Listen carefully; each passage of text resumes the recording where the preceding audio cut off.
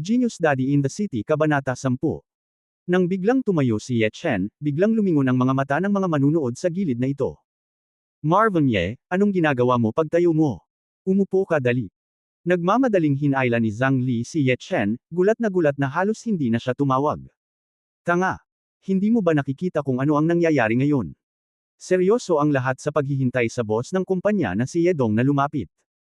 Ikaw, isang maliit na hipon, ay talagang tumayo sa oras na ito. Gusto mo bang galitin namin si Yedong at ang top management ng kumpanya? Ye Chen, nababaliw ka na ba? Kung gusto mong mamatay, huwag mo akong kaladkarin. Sa sobrang takot ni Liu Feng ay halos umiyak siya. Kung alam niya ito, hindi niya dapat dinala si Ye Chen sa pulong. Ayos lang ito, sa mata ng publiko, dahil sa iyo lamang, ang aming buong departamento ng pagbebenta ay madadami. Si Zhao Chen, Zhou Kai at ang iba ay nanginginig na yumuko ang kanilang mga ulo at hindi nang ahas na tumayo sa entablado. Isang malamig na tingin ang ibinigay ni Ye Wen kay Ye Chen, at hindi napigil ang sabihin, ano ang gagawin mo? Kahit na gusto kang paalisin ni Liu Feng, hindi mo kailangang gumanti sa kanya, tama. Lalong naiinis siya sa pinsan.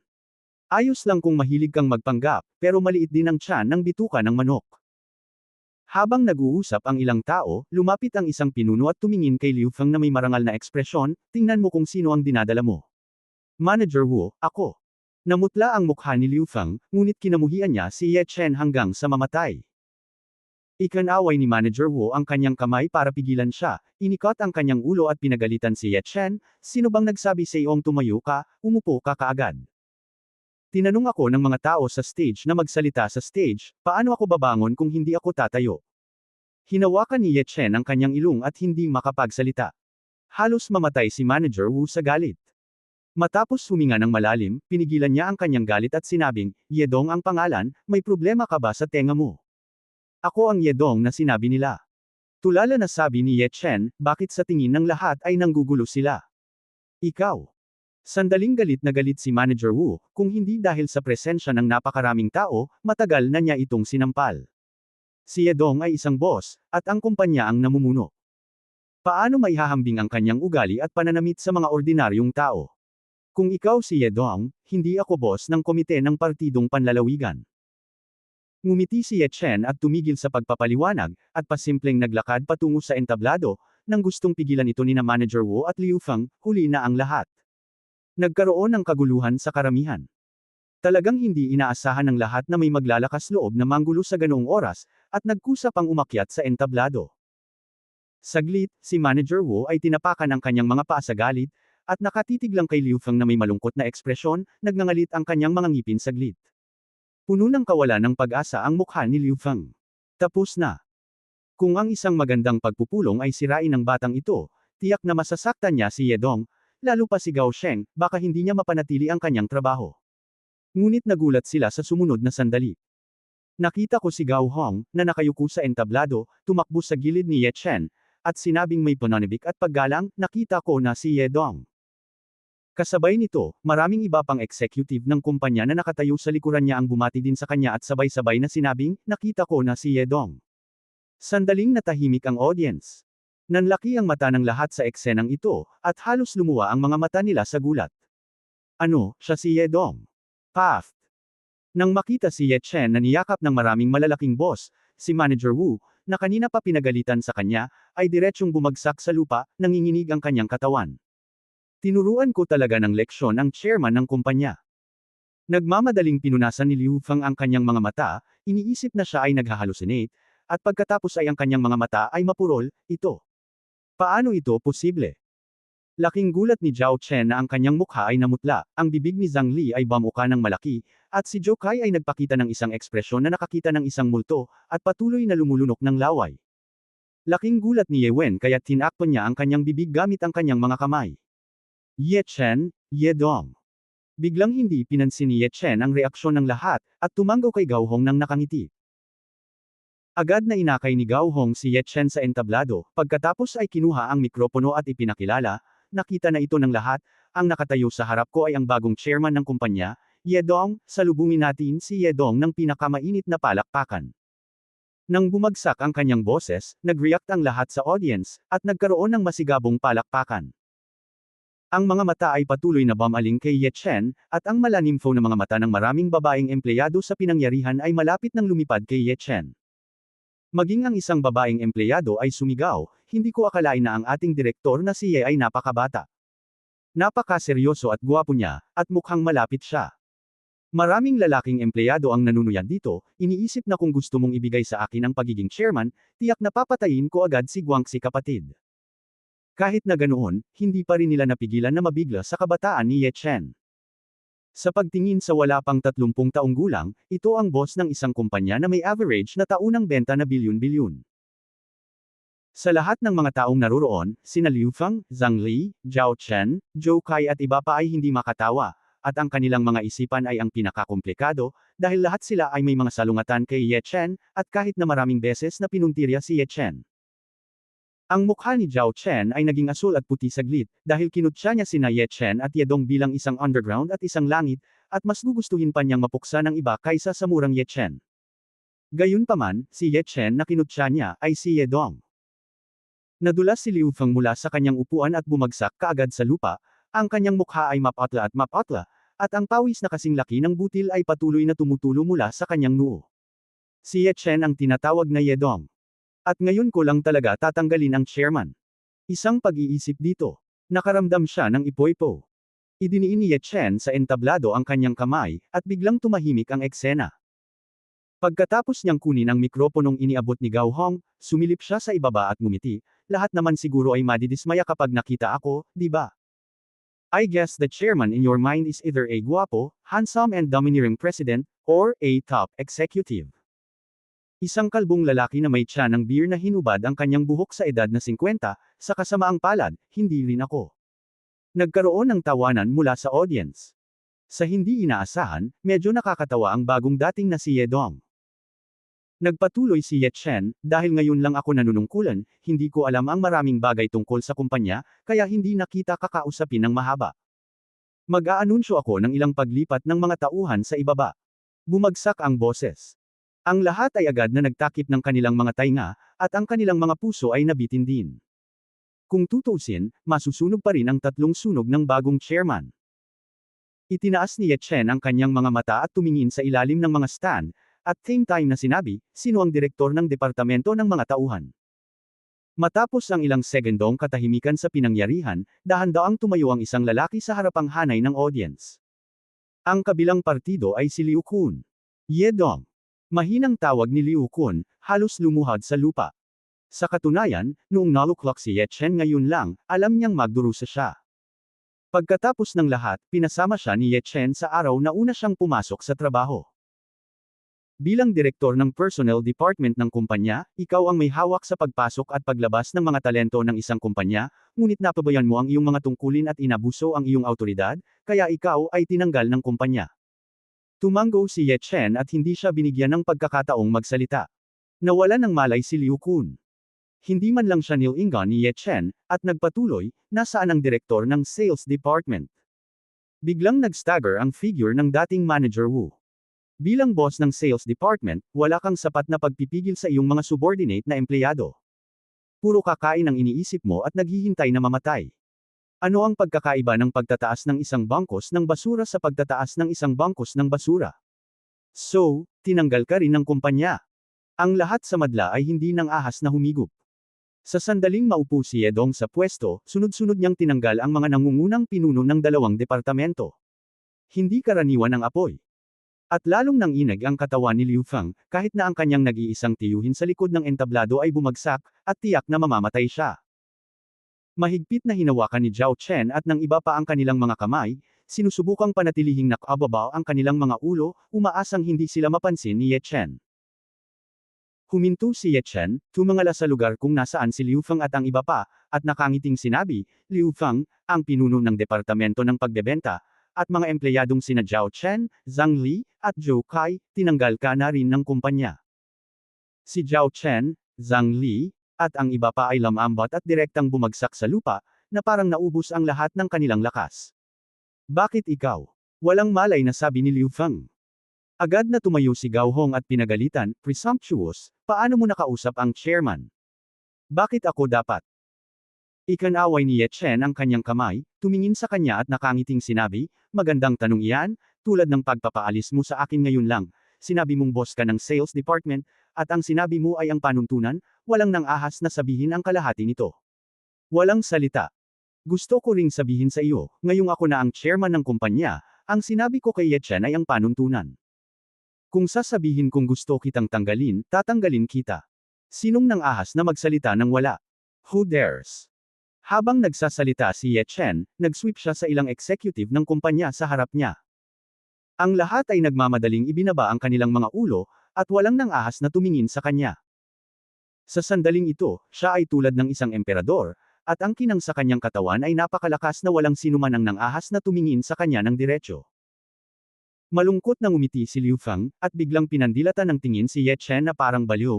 Oo, hindi ako sang-ayon, gusto kitang labanan ng isa-isa, kung mayroon man, bababa ako ng isa-isa. Masasabing wala na siyang kahit katiting na pagmamalaki sa harap ni Ye Chen.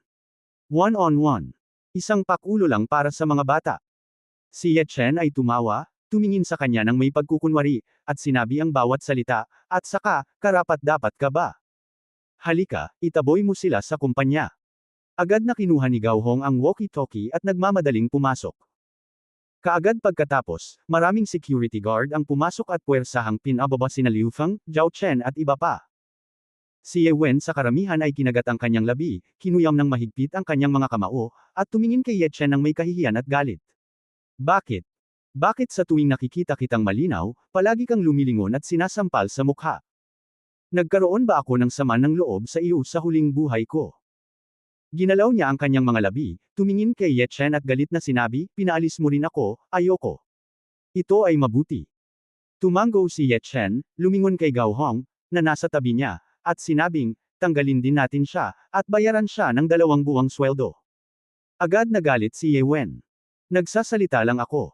Gusto mo talaga akong tanggalin. Sa pagtingin kay Ye Wen na tumakbo palabas na umiiyak, ang mukha ni Ye Chen ay kalmado tulad ng tubig, nang walang anumang intensyon na magpigil. Akala niya sapat na siyang karapat-dapat kay Ye Wen. Pagkatapos, napapaligiran ng general manager na si Gao Hong at isang grupo ng senior management, sinimulan niyang inspeksyonin ang buong kumpanya at nakuha ang pangkalahatang pag-unawa sa sitwasyon. Nang makita ang oras ng off-duty, umalis si Ye Chen sa kumpanya para kunin ang batang si Meng Meng. Sa sandaling umalis siya, nakahinga ng maluwag si Gao Hong at ang iba pa. Ito ay dahil si Ye Chen ay naglagay ng labis na panggigipit sa mga tao. Ito ay hininga ng isang superior, na nagbibigay sa mga tao ng pakiramdam na kasama ang hari tulad ng isang tigre. Malalim sa kabundukan ng 100,000. Ang mga ulap at ambon ay nababalot dito sa buong taon, at hindi kalabisan na ilarawan ito bilang hindi na-access. Nakita ko ang isang mukhang magaspang, matipunong nasa katanghaliang gulang na lalaki na nakatayong hubot-hubad sa ilalim ng talon, na naapektuhan pa rin ng rumaragas ang talon, ngunit nanatiling hindi gumagalaw ang kanyang figure. Kung titingnang mabuti, makikita mo na ang mga kalamnan ng katawan ng nasa katanghaliang gulang na lalaki ay nanginginig, na parabang ang bawat kalamnan ay humihinga, at may mahinang pulang daloy ng hangin na umaagos sa kanyang katawan. Uminom. Ang nasa katanghaliang gulang na lalaki ay biglang nagmulat ng kanyang mga mata at nagpakawala ng isang malakas na sigaw, at ang buong tao ay agad nakahawig ng isang nagising na walang katulad na hayop. Kaagad pagkatapos ay gumalaw ang kanyang katawan, at sa kanyang katawang laman, natapakan niya ang talon na nahulog mula sa langit at umahan sa agos. Pagkarating sa tuktok ng talon, isang malutong na tunog ang biglang nagmula sa kanyang katawan. Tuwang-tuwa ang nasa katanghaliang gulang na lalaki. Oo, sa wakas ay nabuksan na ang pangalawang ugat ni Rendo, at maaari itong ituring bilang opisyal na pagpasok sa kaharian ng ugat, na higit na mas mahusay kaysa sa iyong walang kakayahan na junior na kapatid. Isang malamig ngunit kalmadong boses ang narinig. Ang nasa katanghaliang gulang na lalaki ay agad na lumuhod sa lupa nang marinig niya ang mga salita, at sinabi ng may pagtataka at masayang ekspresyon, Disciple Gu Fan, binabati kita sa master sa pagiging master ng King Dao Killing Feast. Hahaha. Nagkaroon ng tawanan sa hangin, at ang mga ibon at hayop sa paligid ay nagulat at nagsitakas. Pagkatapos ay nakita ko ang isang walang kapantay na matandang figure na lumalabas sa kung saan. Medyo yumuko ang likod ng matanda, ngunit nang lumitaw siya, si Gu Fan, na nakaluhod sa lupa, ay agad na nakaramdam ng hindi nakikitang presyon, at tila may umaatungal na kamao na umaalingaw-ngaw sa kanyang mga tainga. Ito ang King Li Killing Feast. Kinailangan ng 10 taon ng pag-iisa para sa master upang linangin. Si Gufan ay lihim na natakot, at ibinaon ang kanyang ulo ng mas mababa, na may tanging walang katapusang paggalang sa kanyang puso. Ang paglabas ng master sa pagkakataong ito, natatakot ako na mabigla ang mundo. I'm in retreat these days, what big things can happen in the outside world? Naglakad ang matanda na nakayuko, napakabagal sa paglalakad, ngunit sa tuwing hahakbang siya, sunod-sunod na bumaon ang slate sa ilalim ng kanyang mga paa. Inalis ni Gufan ang kilabot sa kanyang puso, bumangon at sumagot, Guro, ilang araw na ang nakalipas, mayroong isang henyo sa sinaunang martial arts world. Henyo. Bumantong hininga ang matanda, naglalakad lang, parang walang pakialam. Tumango si Gufan at sinabing, ang pangalan ng taong ito ay Jian Wushuang. Balitang-balita na siya ay 18 taong gulang pa lamang, ngunit napagtanto niya ang kahulugan ng espada at pinasok niya ang tao gamit ang espada. Sa daw na may espada. Sa panahong ito ng katapusan ng batas, mayroon pa bang tao na papasok sa daw gamit ang espada? Nagpatuloy si Gufan, ang anak na ito ay isang baliw. Sunod-sunod niyang hinamon ang iba't ibang mga master sa loob ng 10 araw ng kanyang pagpasok sa WTO. Lalo siyang naging matapang sa labanan, at nakalusot sa 5 magkakasunod na kaharian. Kilala siya bilang isang santo ng espada. Balitang-balita na hinamon niya ang Diyos ng espada na si Mo Wenjian. Sa wakas ay nagbago ang ekspresyon ng matanda, Mo Wenjian. Sabi nga sa kasabihan hindi siguradong manalo sa kalaban. Oo, ito ay si Mo Wenjian. Sinasabi na ang anak na ito ay tumatangging tanggapin ang pangalan ng Diyos ng espada ni Mo Wenjian, at nagbanta rin na ang kanyang Panginoon lamang ang karapat-dapat sa salitang Sword God sa mundong ito, kaya hinamon niya si Mo Wenjian. Gufangkyo mahinang paraan. Nakakabaliw na binata. Ang matanda ay paulit-ulit ng inisyon, at muling nagtanong, kung gayon, paano tumugon si Mo Wenjian? Bahagyang gumalaw ang mga labi ni Gufan, kakabalik lang ng Sword God ng 8 salita, pagkatapos ng 3 buwan, ang labanan sa Snow Mountain. Kawili-wili, tumanggi ang Sword Saint na tanggapin ang pangalan ng Sword God, kaya naglunsad siya ng isang hamon. Upang mapanatili ang kanyang pride, natural na sasagutin ng Sword God ang hamon. Inaasahan ng matanda ang labanang ito ng Holy Spirit. Ang matanda ay tumawa ng 2 beses, na parang may naalala, at sumimangot, nga pala, nasaan ang junior mong kapatid na si Lin Fan? Namutla ang mukha ni Gufan, lumuhad siyang muli sa lupa, ibinaon ang kanyang ulo sa lupa, at biglang nagsabi, Guro, namatay ang nakababatang kapatid, o pinatay, kanina ka pa umaatres, at ang aking paglilinang ay umabot sa bottleneck, kaya't naantala hanggang ngayon. Ang matanda ay umubo ng 2 beses at walang ekspresyon na sinabi, sino ang pumatay sa kanya. Hindi naman siya nadurog sa pagkamatay ng kanyang alagad, ngunit na-curious siya kung sino ang maglalakas loob na pumatay sa alagad ni Yuan Bupu, hehe, kahit ang iilan ay hindi nang ahas. Namatay si junior brother sa kamay ng isang lalaking nagngangalang Mr. Ye. Itong Mr. Ye ay napaka-misteryoso. Nalaman lang ng disipulo na siya ay taga Lincheng. Nang kolektahin ng disipulo ang katawan ng junior brother, nalaman niyang nadurog ang kanyang lalamunan ng malakas na puwersang panlabas, ngunit hindi niya binago ang kahit katiting na enerhiya. Hindi nang ahas si Gufan na itago ang anuman, at sinabi ang lahat ng nalalaman niya. Patayin mo ng lakas mag-isa ang junior mong kapatid. Ang taong ito kaya ay isang master mula sa dayuhang pamilya. Kumunot ang noo ng matanda, saka umiling at sinabing, kalimutan mo na, ikaw na mismo ang bumaba ng bundok at kunin mo itong ulo ni Mr. Ye para magbigay-pugay sa iyong nakababatang kapatid. Ang pagkamatay ng isang baguhan lamang, ang isang taong parang langgam ay hindi karapat-dapat na bumaba ng bundok ng personal. Agad na tumugon si Gufan. Little Swan Kindergarten. Matagumpay na natanggap ni Ye Chen si Mengmeng na lumabas na may dalang school bag sa kanyang likod, at nang uuwi na sana siya matapos siyang halikan, may sumigaw mula sa likuran, Mr. Ye, wait!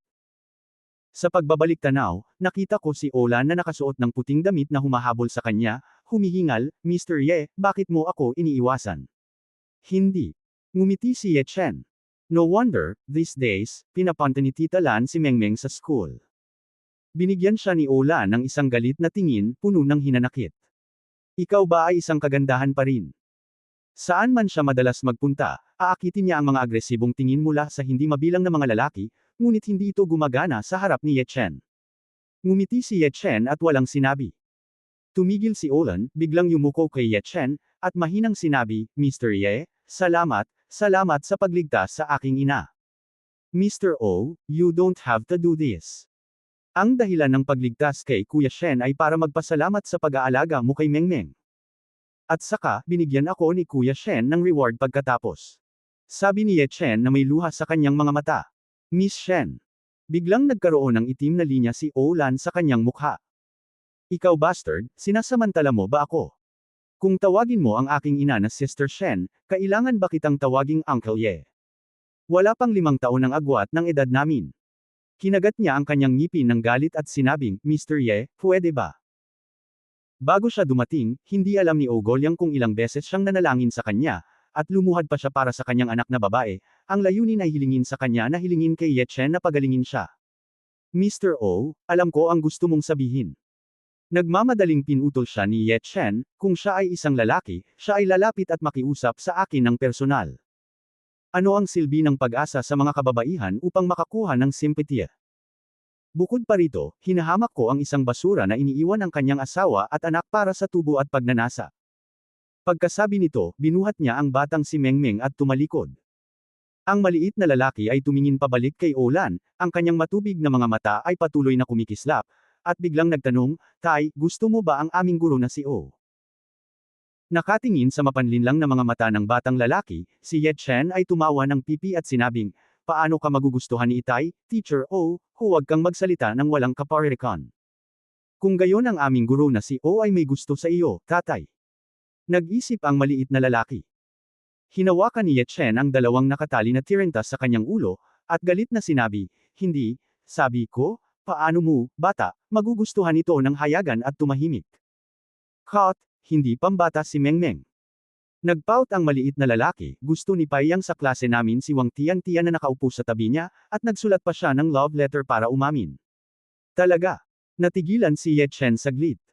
Totoo ba na ang mga bata sa panahon ngayon ay napakaaga? Marunong ka bang magsulat ng love letter kapag 4 o 5 taong gulang ka pa lang? Tumango ang maliit na lalaki at sinabing, noong panahong iyon, ang love letter ni Paiyang ay kinuha ng isang kaklase na nagbabasa pa rin ito sa harap ng buong klase. Pagkasabi noon, ang maliit na lalaki ay nagpupumiglas mula sa mga braso ni Ye Chen, ipinatong ang kanyang mga kamay sa kanyang balakang, at pagkatapos gumawa ng isang galaw sa pagsasalita, time niyang sinabi, ganito ang isinulat ni Paiyang, Wang Tian-Tian, gusto kita, sana ay maging kaibigan kita, at pagkatapos ay lumipat sa aking bahay, upang hindi ako tretuhin ng aking mga magulang na parang bata, hindi nila ako matutulog sa aking kama, at hindi ako matutulog sa bawat araw, at hindi ako matutulog sa bawat araw, at hindi ako matutulog sa bawat araw. To say in advance well, kung girlfriend kita, hindi mo makukuha ang kalahating pakete ng munting raku noodles na itinago ko sa ilalim ng kama. Ye Chen. Hindi niya alam kung paano ito ilalarawan maliban sa paglilingkod. Ang maliit na lalaking ito na pinangalan ng Paiyang ay dapat palitan ang kanyang pangalan ng Cheng Duxiu, na binyansagang Zier. Biglang ibinaon ng maliit na lalaki ang kanyang ulo at umiyak ng mahina, Dad. Anong problema? Yayakapin sana siya ni Ye Chen. Napaatras ng isang hakbang ang maliit na lalaki, itinaas ang kanyang ulo at tumingin kay Ye Chen na may luha sa kanyang mga mata at sinabing, Tatay, huwag kang magpa-cute, okay? Hindi, iha, ano ang pinagsasabi mo, bakit hindi ka gusto ni tatay kung magaling ka? Natarante si Ye Chen sa kanyang biglaang pagpatak ng luha. Ang mga luha ng maliit na lalaki ay tumulo na parang sirang butil, kung si tatay ay may bagong babae, magkakaroon siya ng isa pang anak sa bagong babae. Sa kasong ito, si Mengmeng ay walang mga magulang. Kawawang bata, at ang ina ay hindi rin gusto si Mengmeng, ang ama ni Xiaohao sa tabi ng aming bahay ay nakahanap ng isang bagong babae, si Xiaohao ay binubugbog ng kanyang madrasta araw-araw, at ang kanyang madrasta ay hindi nagbibigay ng kahit anong pagkain. Matapos marinig ito, nakaramdam si Ye Chen ng parehong nakakatawa at galit. Pagkatapos ng mahabang panahon ng problema, ang batang babae na ito ay nagseselos at nag-aalala na siya ay mawala ng pabor kung mayroon siyang ibang babae. Inunat ni Ye Chen ang kanyang kamay upang panasan ang mga luha ng maliit na lalaki, at nakangiting sinabi, Silly girl, hindi ka gusto ni tatay, at hindi na makakahanap si tatay ng ibang babae. Sa mundong ito, ang nanay mo lang ang mahal ni tatay. Talaga. Biglang tumigil sa pagiyak ang batang lalaki. Sinabi ni Ye Chen na may matigas na mukha, Peke, hahanapin ka ni tatay ng isang madrasta bukas, bibigyan ka ng nakababatang kapatid kinabukasan, at hayaan ang nakababatang kapatid na lalaki na lumaki at bugbugin ka.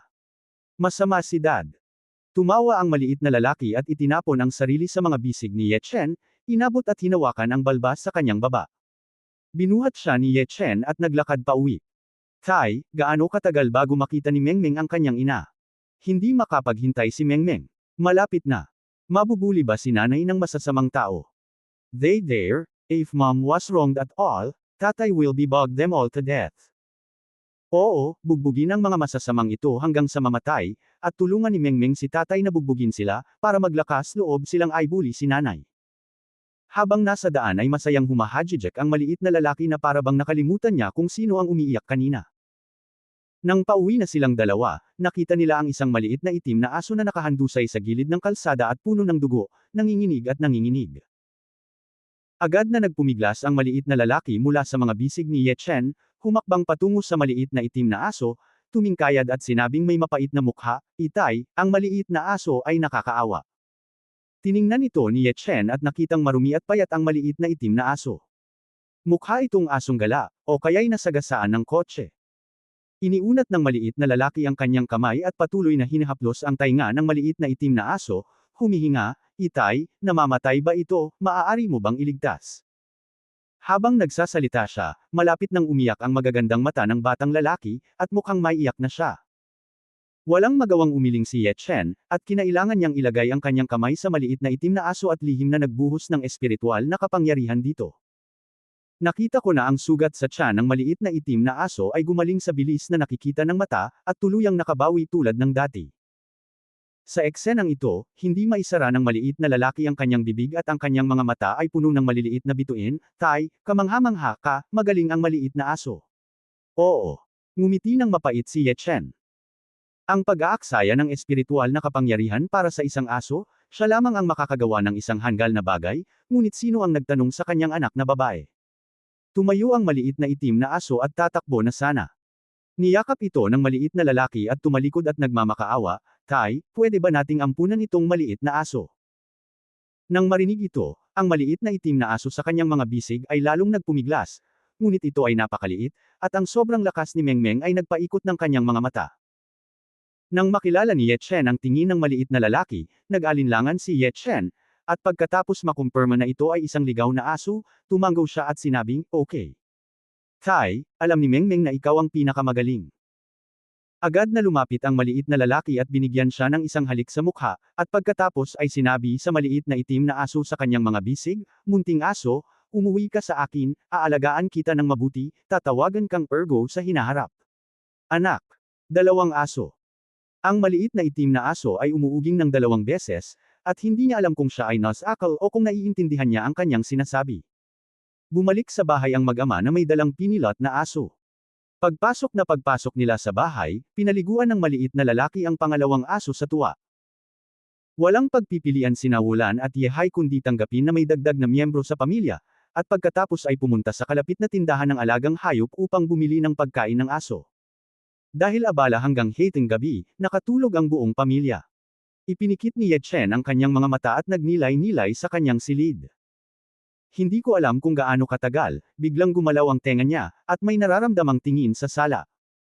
Kasabay nito ang paglabas ng kanyang kamalayan mula sa silid hanggang sa pintuan patungo sa sala. Bakas sa mukha niya ang pagtataka. Nakita ko ang isang maliit na itim na aso na lumabas mula sa kulungan ng aso sa banyo, at lumabas pa na nakatiptoe. Ayun, naglalakad ng tiptoe, parang naglalakad, na may 2 paa sa harapan na nakasabit sa hangin, at 2 hind legs na nakatayo sa lupa. Napakayabang, nanginginig ang puweten at kinurot ang mga paa, naglakad siya patungo sa bintana. Nakataas ang isang buntot, parang magnanakaw na pumasok sa pinto para magnakaw ng kung ano-ano. Huminto ito sa bawat ilang hakbang, at pagkatapos ay itinaas ang kanyang mga tainga upang pakinggan ang paggalaw sa paligid nito, at isang pares ng mga mata ng aso ang dumaan patungo sa silid kung saan naroon si Ye Chen paminsan-minsan.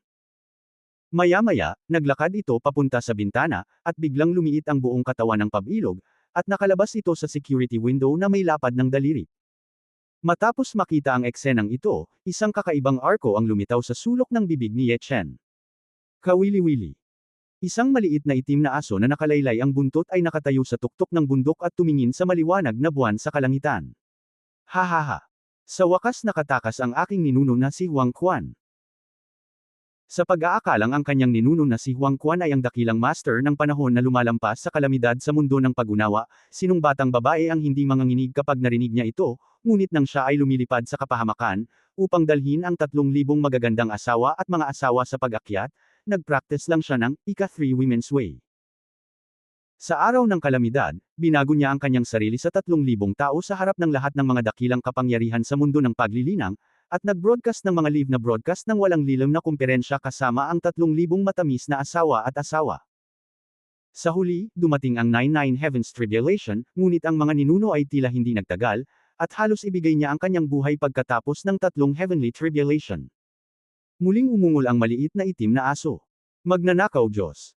Hinayaan mong mabaygo ang ninunong ito sa kapahamakan, ngunit binigyan mo ako ng pagkakataong lumaki sa isang maluwag na walang kamatayan.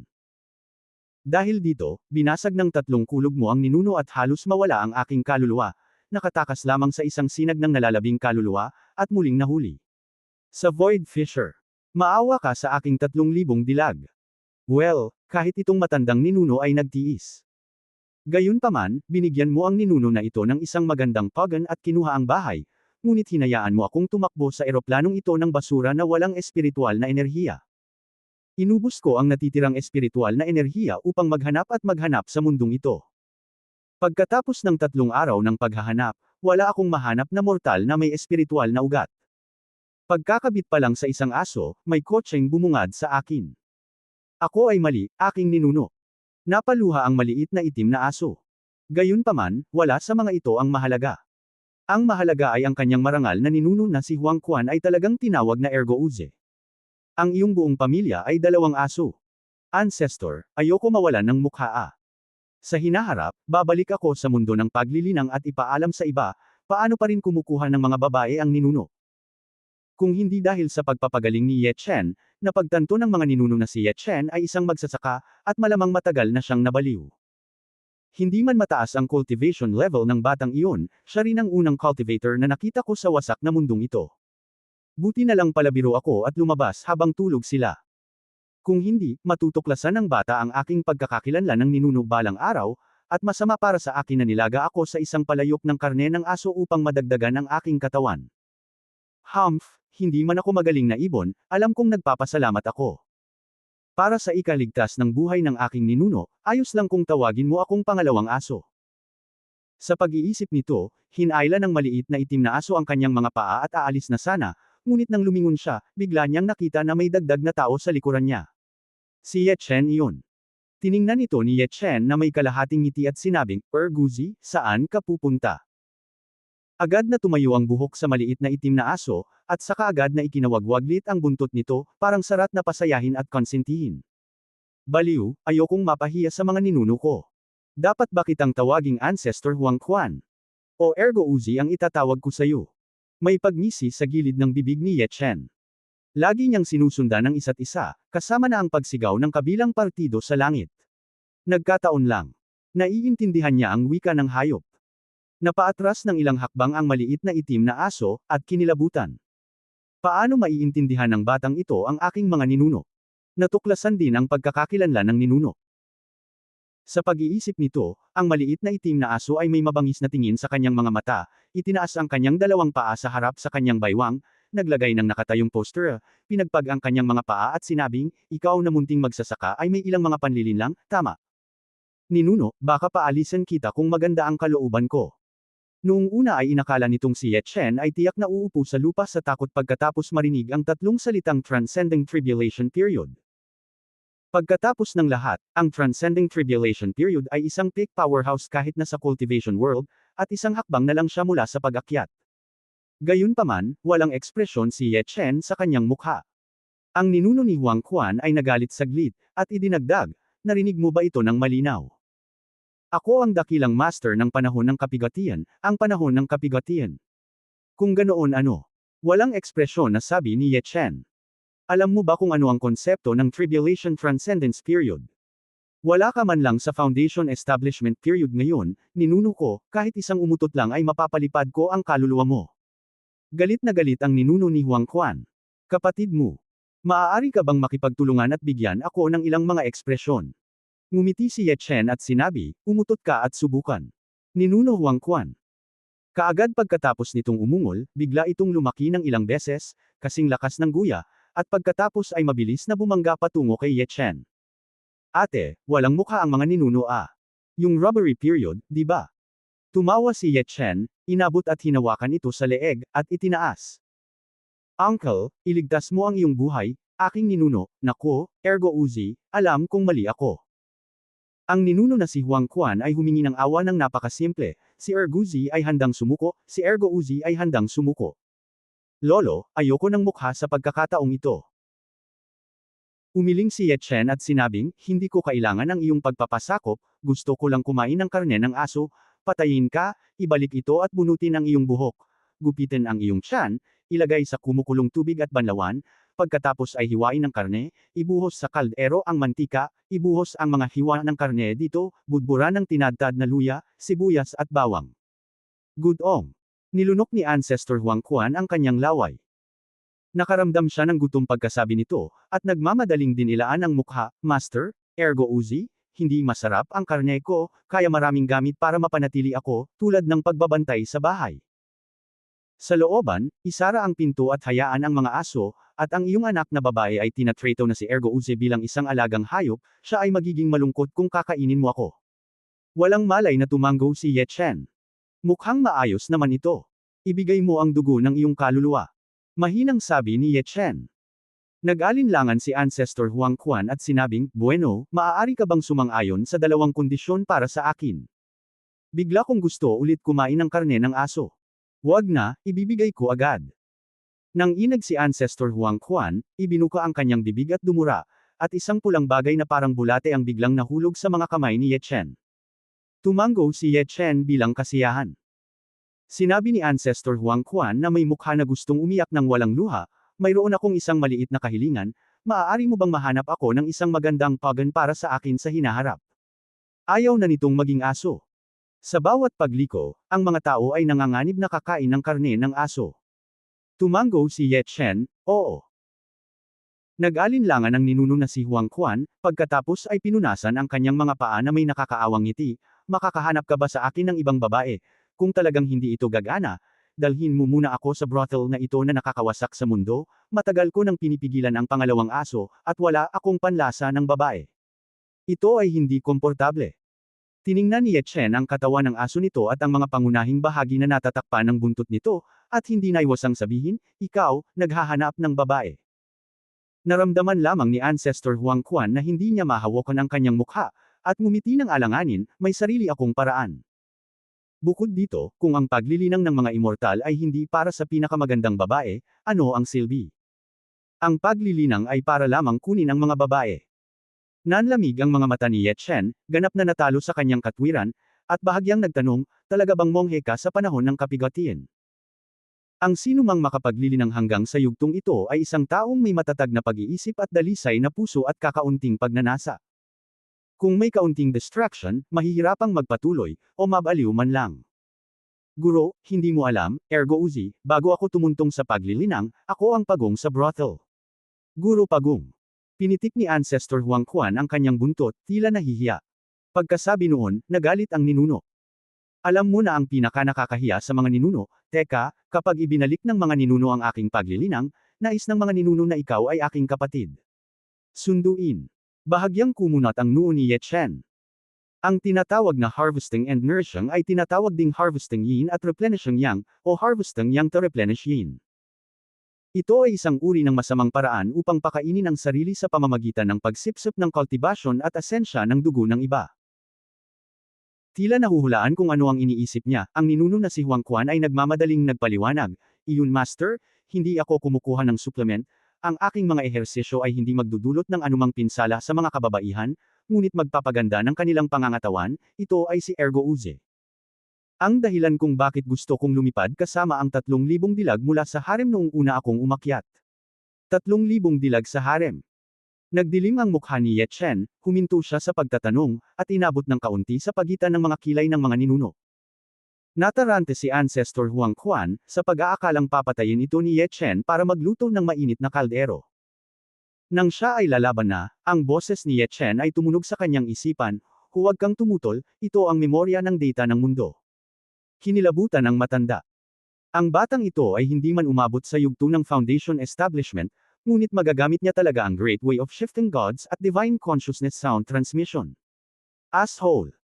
Paano ako magiging malas, patriarch, na makatagpo ng isang napakalaking manggagawa ng kasamaan, aabutin ng taon ng unggoy upang ibalik ang magsasaka at kumanta?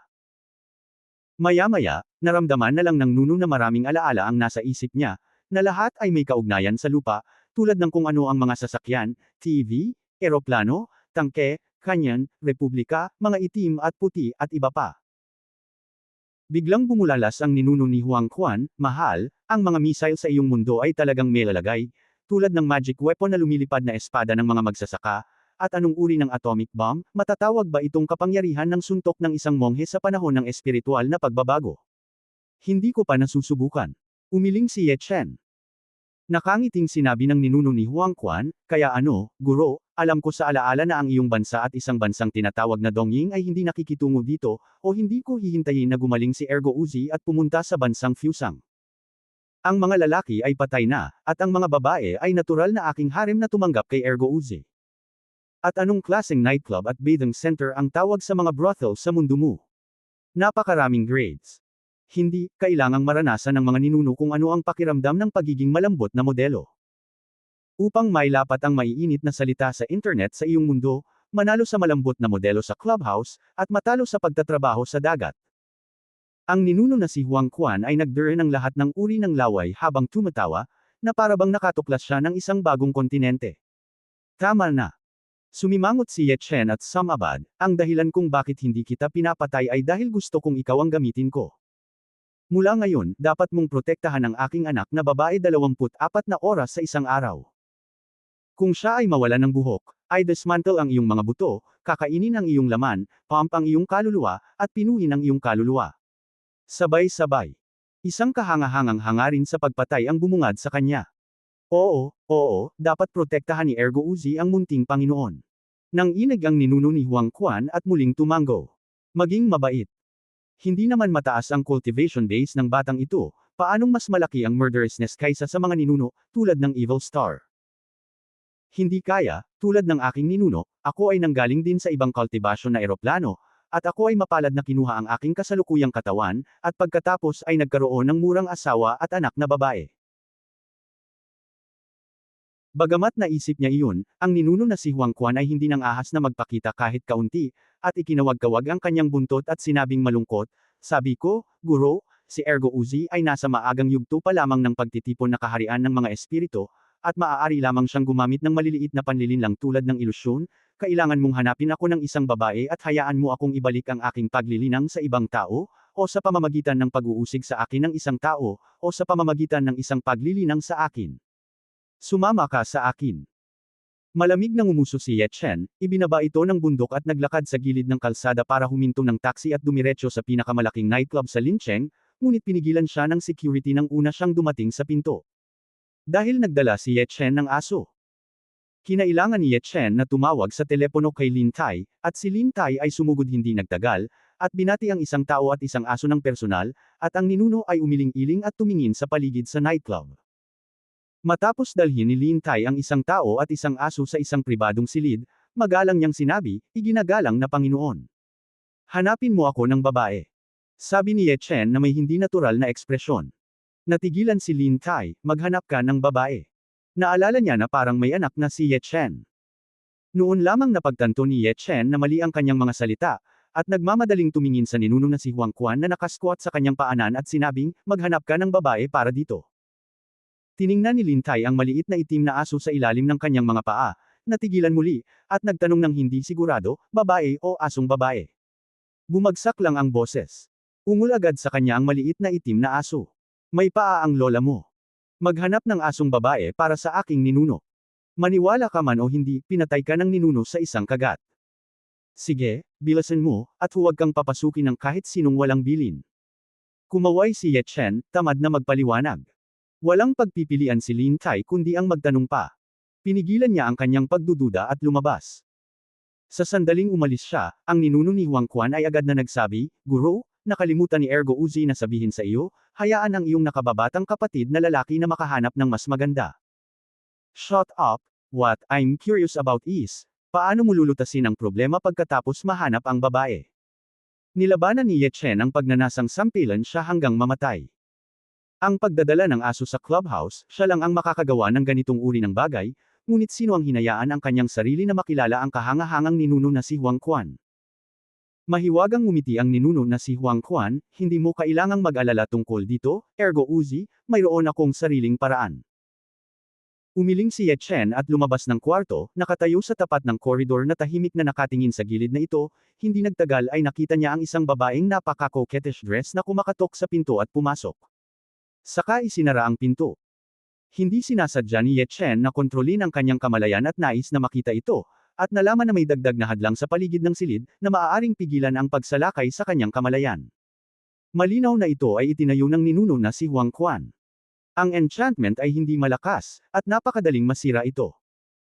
Saglit na nag-alinlangan si Ye Chen ngunit hindi pa rin ito nabasag, higit sa lahat dahil nag-aalala siya na may makikita siyang ilang hindi magandang tingnan na mga larawan sa ilang sandali, at pagkatapos mabawi ang kanyang malay, nagsimula siyang tumingin sa nightclub. Napakalaki ng nightclub at maraming tao. Sa ilalim ng madilim na dilaw na liwanag, ang mga mukha ay nai-render ng kaunti pangit, baliw at bulok. Umiling si Ye Chen at lalabas na sana para hintayin ang kanyang ninuno ng isang figure sa kanyang harapan ang nakakuha ng kanyang atensyon. Ito ay isang medyo may edad na lalaki na may band-aid sa kanyang mukha. Ang kabilang partido ay naliligaw sa karamihan at itinulak, at paminsan-minsan ay yumuyuko siya at humingi ng tawad sa iba. Matapos makitang malinaw ang hitsura ng kabilang partido, nagmamadaling bumaba si Ye Chen, at walang malay na tumawag, "The Tian-er." Agad na nilingon ng nasa katanghaliang gulang si Ye Chen, bahagyang nanginig ang kanyang katawan, tumalikod siya at tumakbo patungo sa pintuan ng nightclub nang walang salita. Dali-dali siyang hinabol ni Ye Chen palabas, hinawakan siya sa gilid ng kalsada, at malamig na sinabi, "Yang Tian, bakit ka tumakas noong nakita mo ako?" Biglang nanlamig ang katawan ng nasa katanghaliang gulang, at pagkatapos ng ilang segundong katahimikan, lumingon siya, ipinakita ang isang dekadenteng mukha na may mapait na tingin, "Little Yezi, hindi na ako ang Yang Tian ng nakaraan, bakit naaalala mo pa rin ako?" "Bakit?" Sa malapitan. Nalaman ni Ye Chen na malaki ang pinagbago niya. Bulok ang kanyang mukha, magulo ang buhok, bumantong hininga ang balbas, ilang band-aid ang idinikit sa kanyang mukha, at nabali ang isang bahagi ng buto ng kanyang noo, na para bang may naputol. Genius Daddy in the City Kabanata 11. May hangin ng takip silim sa kanyang buong paligid. Ang lalaking nasa harap niya ay tinawag na Yang Tian. Kaklase niya noon sa kolehiyo at matalik na kaibigan. Noong panahong iyon, umuusbong ang mga pelikula ng Young and Dangerous series.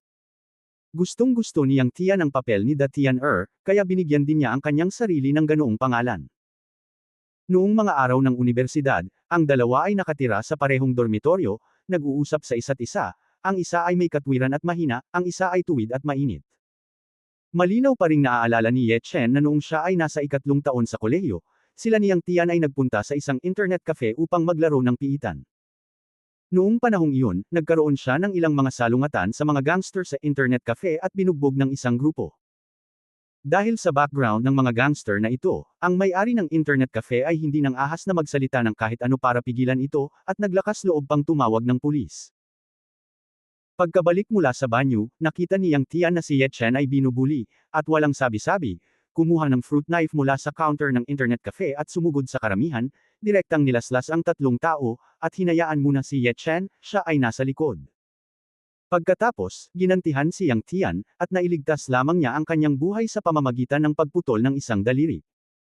Dahil dito, lihim na nakonsensya si Ye Chen sa mahabang panahon. Pagkatapos ng graduation ay naghiwalay na ang dalawa. Ganyan si Rao, patuloy pa rin ang ugnayan ng dalawa, at hindi sila nawala ng ugnayan hanggang sa ilibing si Ye Chen sa ilog. After so many years, I didn't expect to meet here now, and after seeing myself, I turned my head and run away. Sa pag-iisip nito, huminga ng malalim si Ye Chen at tumingin sa kanya at sinabi ang bawat salita, "Dahil kapatid kita." Biglang huminto ang boses ni Yang Tian, tinitigan niya si Ye Chen ng matamlay, ang kanyang mga mata ay agad na namula, at ang malaking lalaki ay umiyak sa lugar. "Little Leaf, I'm not worthy to be your brother, I really don't deserve it." Tinapik siya ni Ye Chen sa balikat, "Mali ka, kahit anong mangyari, palagi kang magiging kapatid ko." Ngayon sabihin mo sa akin, ano ang pinagdaanan mo nitong mga taon? Bakit ka naging ganito? Ang pangungusap na ito ay halos umungol siya. Ang kasalukuyang hitsura niyang Tian ay talagang nakakadismaya sa kanya. Dati-rati ang sinasabi niya, at naging mahirap siyang tiyuhin. Siya na kanina ay naputol ang daliri sa sarili at nagsasalita at tumatawa pa, ngayon ay mukha na siyang bata. Parang umiiyak. Siyang Tian ay tumingkayad sa lupa at tinakpan ang kanyang mukha ng kanyang mga kamay, walang tigil na umiiyak.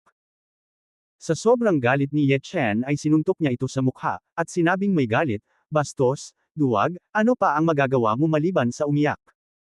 Halika, bastard, hampasin mo ako na parang lalaki, okay? Siyang Tian ay diretsyong napagulong sa lupa sa pamamagitan ng kanyang suntok, isang bakas ng dugo ang damanak mula sa sulok ng kanyang bibig, na parabang na-stimulate siya ng kung ano, bigla siyang umungol ng hysterically, bumangon at ikinuyom ang kanyang kamao at kumaway kay Ye Chen. Boom! Hindi umiwas si Ye Chen, ngunit piniling tanggapin ang suntok ng mahigpit. Nang matapos niyang Tian ang suntok, gamulong siyang muli sa lupa, at sumugod para suntukin siya sa mukha. Pagbati. Hindi siya gumamit ng anumang paglilinang. Hindi nagtagal, nag-away ang dalawa sa lupa. Matapos makita ang eksenang ito, kinuha ng isang dumaang tiyuhin ang kanyang cellphone at gustong tumawag ng pulis. Siyang Tian, na idiniin ni Ye Chen sa ilalim ng kanyang katawan, ay malakas na sumigaw, umalis ka. Two lads, can't we discuss any contradictions? Do we have to do it? Bamantong hininga ang tiyuhin at magiliw na kinumbinsi. Fuck off, aling mata ang nakakita sa amin na nag-aaway. We're reminiscing about the past, don't beep if you don't understand, or I'll beat you to death. Pinunasan niyang Tian ang dugo sa kanyang mukha at muling nagmura. Napaawang ang bibig ng tiyuhin, may ganoong alaala. Damn you go lahat. Gayunpaman, tila natakot siya, kaya tumakbo siya, tumawag ng pulis habang tumatakbo, hoy, Yao Yao Ling. May dalawang kabataan dito. Pakinggan ito. Nagkatinginan sina Ye Chen at Yang Tian, at sabay na tumawa. Kanina ka pa binugbog ng dalawa hanggang sa mamatay, at sa isang kisap mata, napaupo sila sa lupa habang nakatalikod ang mga balikat. Inilabas ni Yang Tian ang isang pakete ng sigarilyo sa kanyang katawan at iniabot ang isa kay Ye Chen. Habang umuusok ang usok, ang kanyang boses ay sobrang paos, munting dahon, salamat sa pag-alala sa aking kapatid. Huwag kang sumama sa akin ng ganito, sabihin mo sa akin, anong mga hinaing ang dinanas mo? At paano ang iyong hipag? Huminga si Ye Chen, tumingin sa kanya at nagtanong. Si Yang Tian, isang nagpapakilalang alibughang anak sa pag-ibig, ay nagpakasal sa sandaling siya ay nagtapos. Noong panahong iyon, dumalo rin si Ye Chen sa kanyang kasal. Ang nobya ay isang matikas at maselang babae. Nanlamig ang mukha ni Yang Tian, ibinaba niya ang kanyang ulo, at walang ekspresyon na sinabi, patay. Sino ang pumatay? Bahagyang nanginginig ang kamay ni Ye Chen na may hawak ng sigarilyo, at nagtanong na nakapikit ang mga mata. Hindi man lang siya nagtanong kung paano siya namatay. Kung ang asawa ni Yang Tian ay namatay dahil sa natural na dahilan, hindi siya magiging napakabulok. Ikinuyom ng mahigpit ni Yang Tian ang kanyang mga kamao at itinago ang kanyang mukha, namatay sa isang aksidente sa sasakyan. Namatay sa isang car accident. Natawa si Ye Chen, naglakas loob ka bang tumingin sa akin at sabihin ito? Manggahas ka bang sabihin ito muli sa harap ng espiritual na posisyon ng iyong hipag? Inilagay ni Yang Tian ang kanyang ulo sa kanyang mga kamay, at sinabing napakasakit, Little Leaf, huwag mo akong pilitin, okay? Talaga, huwag mo akong pilitin. Ang kanyang reaksyon ay lalong nagpatunay sa hula ni Ye Chen, at hindi niya maiwasang mapangiti. Kung mayroon ka pang kaunting dugo sa iyong puso, sabihin mo sa iyong kapatid ang totoo, kahit na bumagsak ang langit, may kapatid pa rin para sa iyo. Dalhin mo. Bumangon si Yang Tian at galit na tumingin sa kanya, na may dugong mata sa kanyang mga mata, bakit? Bakit? Haha. Itinapon ni Ye Chen ang upos ng sigarilyo, bumangon at malamig na tumingin sa kanya, at ngumisi, sa mundong ito, walang sinuman na hindi ko, Ye Chen, hindi masasaktan. Kung gusto mong patuloy na maging napakabulok at patuloy na mamuhay sa sakit, huwag mo na itong pag-usapan. Siyempre, nandito ang relasyon ng ating magkakapatid. Bumagsak ang boses. Tumalikod si Ye Chen nang walang pag-aalinlangan at lumakad palayo ng mahigit 10 metro bago marinig ang boses ni Yang Tian. Ito ang pamilya Ding. Lumingon si Ye Chen, lumakad, tumingin sa kanya at nagtanong, pinatay ba ng pamilya Ding ang aking hipag? Accurately speaking, Ding Li from the Ding family. Mapait na ngumiti si Yang Tian, nagsindi ng sigarilyo at dahan-daang nagkwento tungkol sa kanyang mga karanasan sa paglipas ng mga taon. Lumalabas na si Yang Tian ay sumali sa isang maliit na negosyo pagkatapos ng pagtatapos sa unibersidad, at sa loob ng 2 taon ay naging executive siya. Minsan ay nakita niya ang isang babaeng mang-aawit sa isang bar na binubuli ng isang lasing na bisita.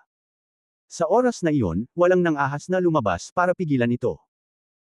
Labis na naiinis si Yang Tian sa pambubuli ng mga babae, at dahil sa pag-inom ng kaunting alak, sumugod siya sa entablado at tinalo ang kabilang partido. Tumakbo siya sa publiko kasama ang babaeng singer-in-residence. Dahil din sa hero-saving beauty na iyon, nagmahala ng dalawa at ikinasal wala pang 3 buwan. Kasabay nito, natural na dumating ang bangungot. Nalaman ni Yang Tian Kai na ang nabugbog niya sa bar ay si Ding Lei, ang pangalawang young master ng pamilya Ding. Upang makaganti, dinala ni Yang Tian ang kanyang asawa upang magtago at tumakas. Matapos makatakas sa loob ng 3 taon, inisip ng mag-asawa na ligtas na sila, at dahil may mga anak sila, kailangan nilang mamuhay ng inkognito.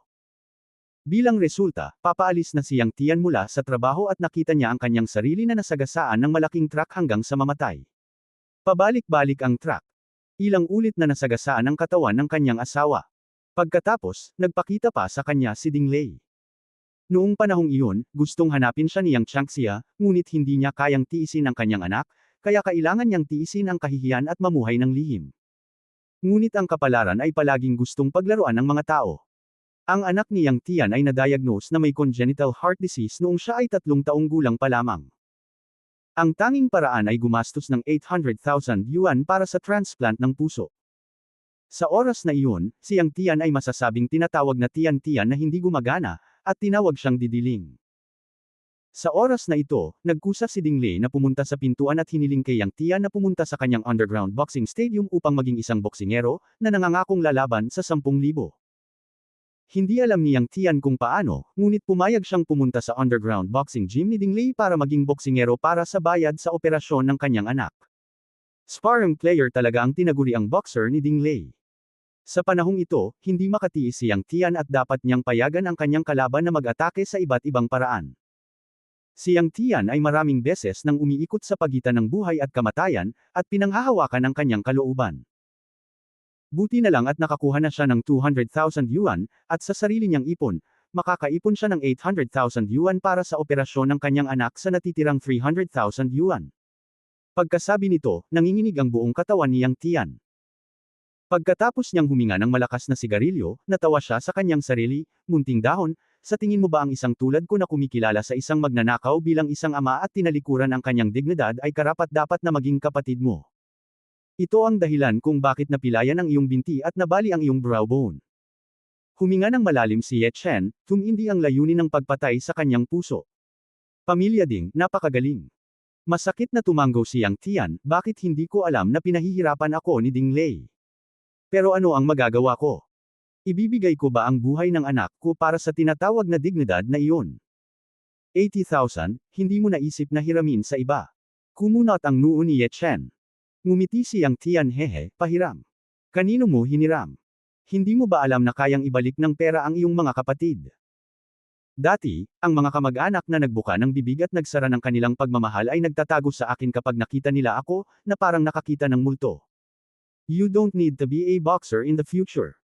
Kaya kung gamutin ang sakit ng maliit kong pamangkin, at hindi ko na kailangan ng heart transplant. Tinapik siya ni Ye Chen sa balikat, tumingin sa kanya at sinabi ang bawat salita, tungkol sa underground boxing ring na binanggit mo, ito ay pag-aari ng pamilya Ding, at hindi ito gaganapin hanggang 3 araw mamaya, tama. Sige, makalipas ang 3 araw, hayaan mo akong maglaro ng huling laro para sa iyo kuya. Hayaan mo, kapatid, hanapin mo ang iyong dignidad para sa iyo, at gamitin ang dugo upang magbigay-pugay sa espiritu ng iyong hipag sa langit. Bumagsak ang boses. Tinitigan ni Yang Tian si Ye Chen ng blanko.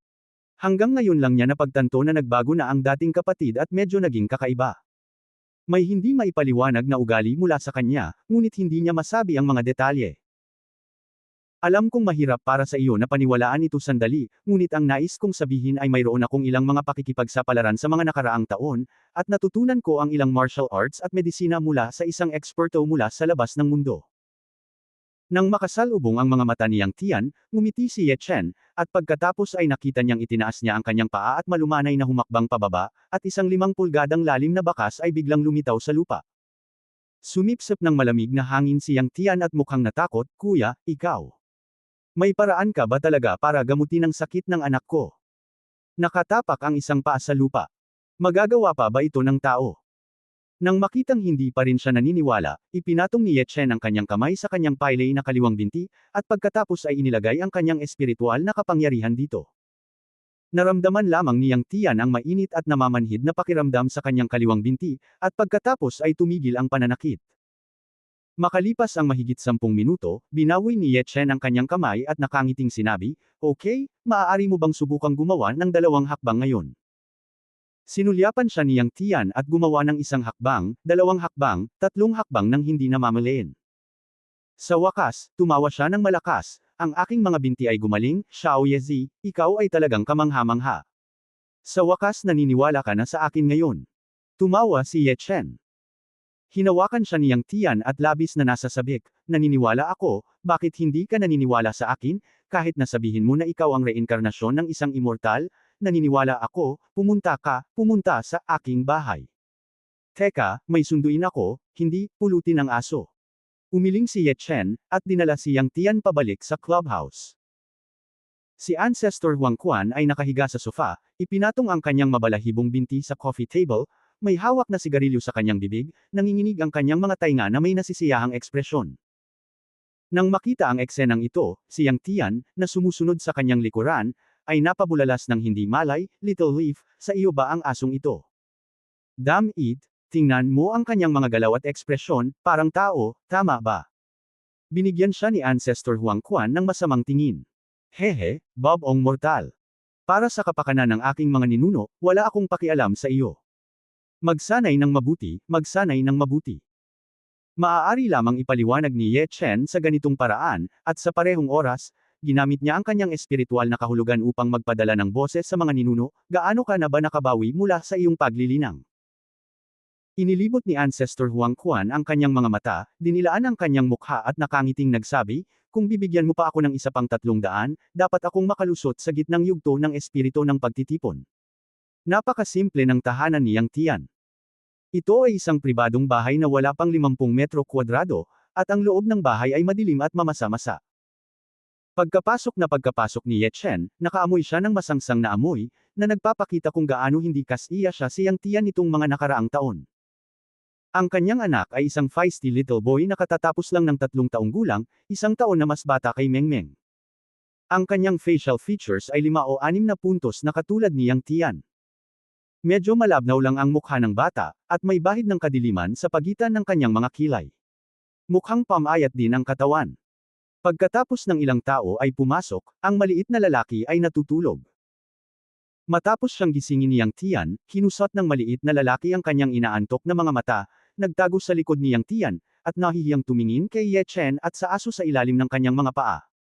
"How, kapatid ito ni Dad, tawagin mo siyang Uncle Ye."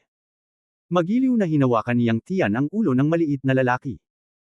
Ang maliit na lalaki ay nag-alinlangan sandali, at pagkatapos ay tumawag sa isang gatas na boses, "Uncle Ye." Pinasaya ni Uncle Ye si Ye Chen sa buong buhay niya, inabot niya at pinisil ang mukha ng maliit na lalaki, at nakangiting sinabing, "O hayaan mong maging godson ko si Yang Hao. Ito ang pinakamagandang paraan, halikan at halikan." Agad na tumawa si Yang Tian, tumingin sa maliit na lalaki at sinabing, "How, tawagan mo ang iyong ninong." Binigyan ng mahinang tingin ng maliit na lalaki si Ye Chen, pagkatapos ay tumingin sa ninuno na si Huang Quan sa kanyang paanan, at nahihiyang sinabi, "Ang pangalan ko ay Ninong, maaari mo bang hayaang hawakan ko ang tuta?" Si Ancestor Huang Quan ay may itim na linya sa kanyang mukha. "Old Ancestor, I am provoking whom provoke whoever." Hindi makapaniwalang sinabi ni Ye Chen, "Oo. Daddy." Ang maliit na lalaki ay sumigaw, at pagkatapos ay tumakbo upang hawakan ang ninuno ni Huang Quan. Ang matandang ninuno ay walang kamalay-malay na gustong kumagat sa kanya, ngunit pagkatapos maramdaman ang nagyayalong tingin ng isang tao, siya ay nanginginig at hindi ng ahas na labanan, ngunit patuloy na gumuhit ng maliliit na bilog sa kanyang puso. "Little Leaf, maghintay ka. Matapos gumaling ang mga ninuno, ginawa ka rin nilang aso, at pinangalanan kang Sango Uzi." Hiniling din ng mga ninuno sa mga bata na hawakan at hawakan ka bilang mga alagang hayop. Nang makitang patuloy na kinakamot ng maliit na lalaki ang buhok sa katawan ng ninuno, hindi napigilan ni Ye Chen at Yang Tian na matawa. Pagkatapos niyang mapagod sa paglalaro, pinahiga ni Ye Chen ang maliit na lalaki, inilagay ang kamay sa dibdib nito at natahimik. Si Yang Tian ay nakatayo sa gilid, iniisip ang buong proseso. Kuya, kumusta? Sa totoo lang, wala pa rin siyang pag-asa sa puso niya. Walang problema. Umiling si Ye Chen, at pagkatapos ay inilipat ang espiritual na kapangyarihan sa kanyang katawan sa puso ng maliit na lalaki, patuloy na binabago ang kanyang malformed vascular structure. Pagkatapos ng kalahating oras, pinunasan ni Ye Chen ang pawis sa kanyang noo. Tumangalakay Yang Tian daw, buti na lang, hindi ko pinahiya ang buhay ko. Okay. Okay. Okay. Natigilan si Yang Tian, iniisip na mali ang narinig niya.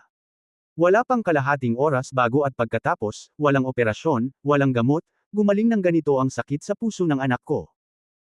Alam ni Ye Chen na mahirap para sa kanya na maniwala, kaya ngumiti lang siya. Kung nag-aalala ka, maaari mong dalhin ang aking Diyos na anak sa ospital para sa check-up. Hindi naman talaga mahirap magpagaling ng sakit sa puso. Kung mayroon siyang yugto ng pagbuo ng pundasyon, pabayaan ang pagpapagaling, kahit na ito ay isang pagbabago sa puso para kay Xiaoyang Hao. Gayunpaman, mayroong isang pagtuklas na nakakuha ng kanyang pansin. Ang espiritual na kakayahan ni Little Yang Hao ay hindi masama. Ito ay talagang isang bihirang ugat ng kulog sa mundo ng self-cultivation. Dahil lang sa bata pa ang maliit na lalaki, at ayaw ni Ye Chen na ibunyag ang kanyang pagkakakilanlan ng masyadong maaga, kaya mahinahon lang niya itong maitala. Mahina lang tumanggo si Yang Tian, at lihim na nagpa siya na dalhin ang kanyang anak sa ospital para sa isang check-up.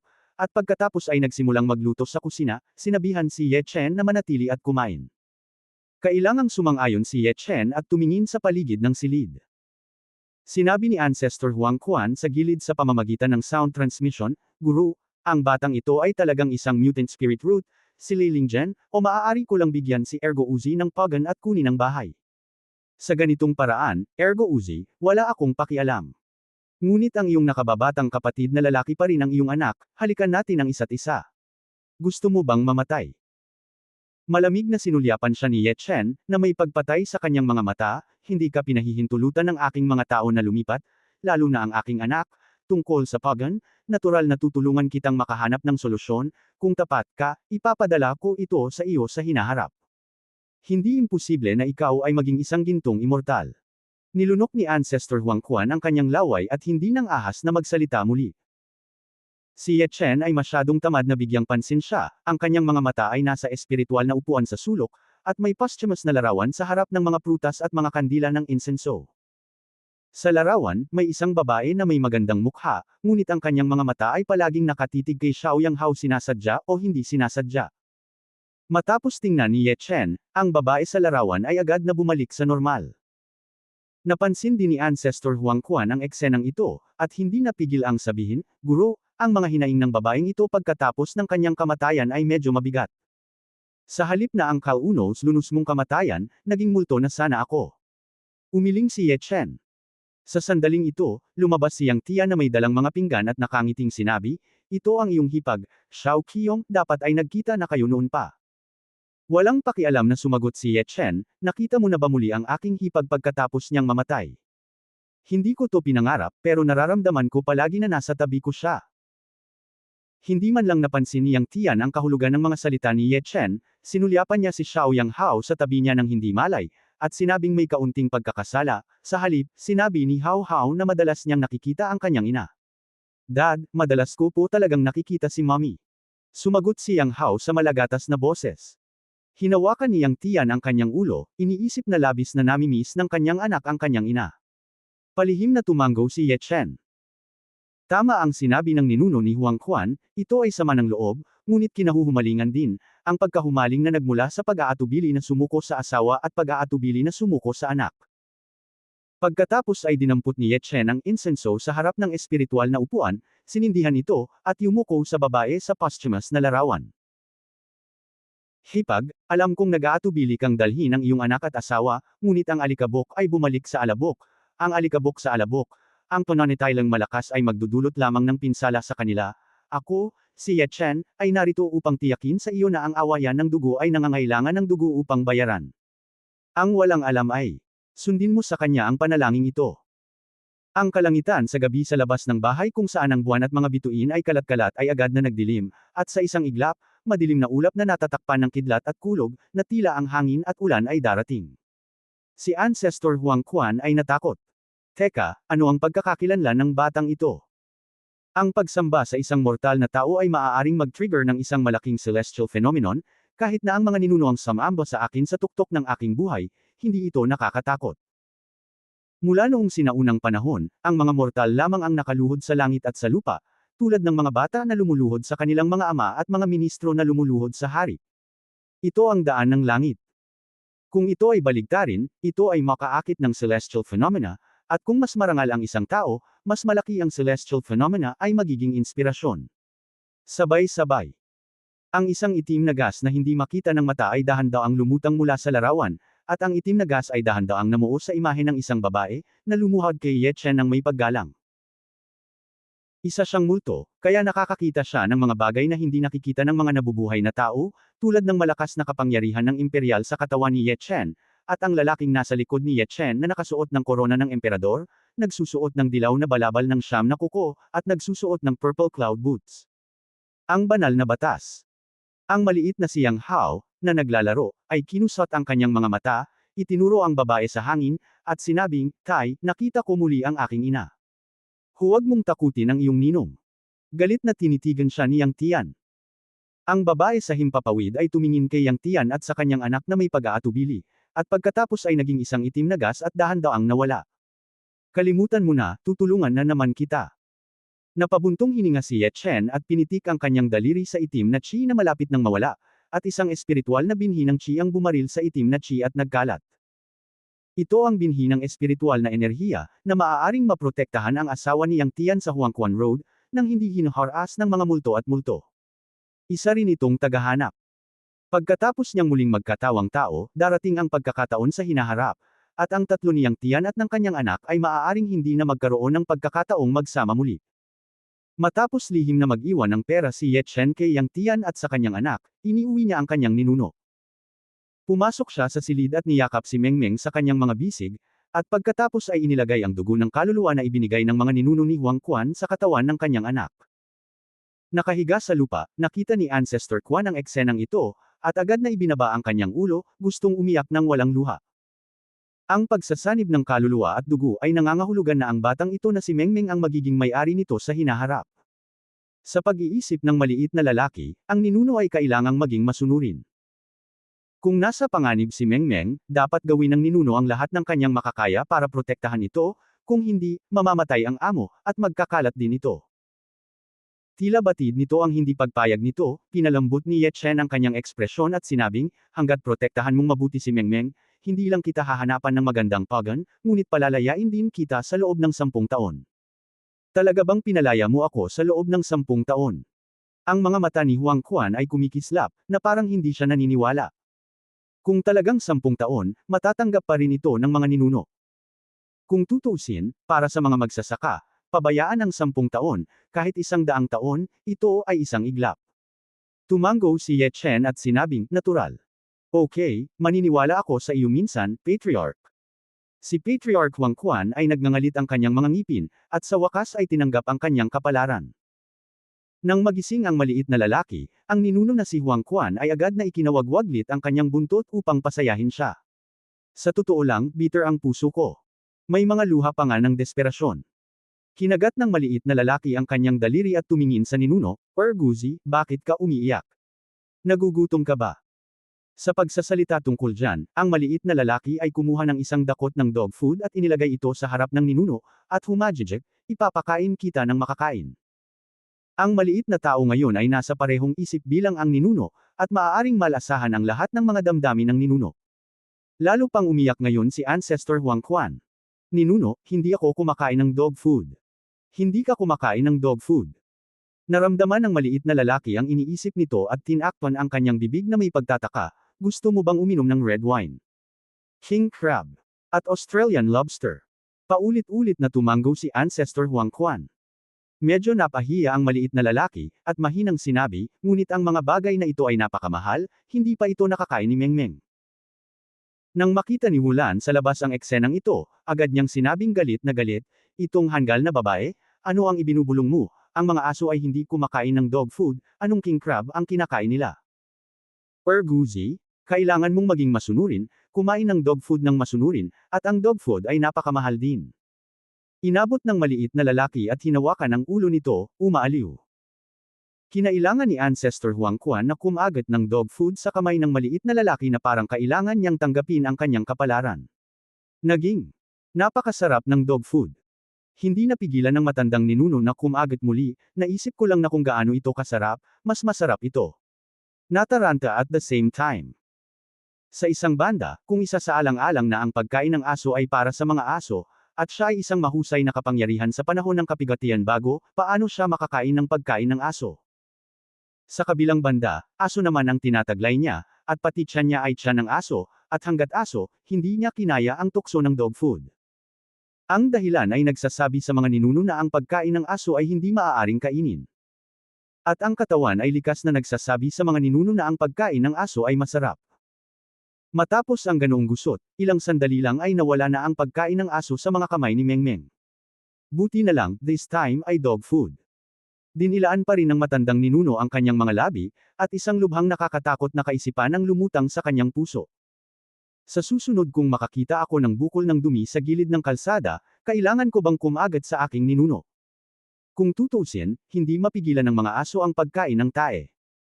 Tumabi si Ye Chen at tahimik na pinanood ang pakikipag-ugnayan sa pagitan ng tao at ng aso. Hindi nagtagal, ang kanyang ina na si Wulan ay nagsimulang himukin ang maliit na lalaki na maligo at kumain ng almusal.